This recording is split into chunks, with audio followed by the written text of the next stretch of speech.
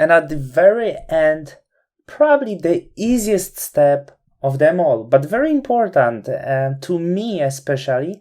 Not everyone is fan of the noise, but there is some benefits of using just tiny touch of noise for your image, which nicely breaks down all of the tones and make it smooth and really amazing for printing. So it's really worth sometimes to have a look how it looks after adding a little touch of noise. I will zoom this image a little bit because I want to see how the noise goes over the skin. So how I add some noise, I'm creating the empty layer on the top, and I'm going to call this noise, of course. After this, I'm going to edit and fill the image with perfect 50% gray color, which is exactly the point between black and white color. Then change blending mode into soft light. So soft light makes this gray layer invisible. After that, we are ready to go filter, blur, and Gaussian blur, and make sure that you will use the same amount of the, of course, not Gaussian blur. I talk silly thing, filter, noise, add noise. Of course, Gaussian blur is next. Again, misclick, so filter, noise, add noise. And what you need to make sure that the amount of noise you add in will be suitable for all of your set. Don't try to add different amount of noise for different images. That doesn't look that great. I will go with noise at the level 12, which seems to work pretty good over here.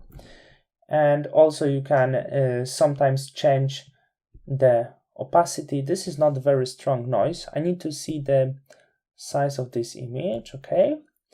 And also you can change the opacity sometimes, but what I do, I also blur this out a little, literally just tiny touch of the Gaussian blur over this noise to break down these tiny dots. And of course the same amount of noise I'm adding to other images, and the same I would do over here. Let's create a noise layer, quickly soft light, edit, fill. It's also what is good, it breaks down the pores. If you have too big, it's slightly soften them up. So that's really nice benefits of adding noise, filter, blur, Gaussian blur at the end. So this is my very final step I'm usually doing to my fashion images, and I highly recommend. I feel to these images I could actually add a little bit higher noise, maybe 15 pixels, but it's really good to be careful with this. Thank you for watching.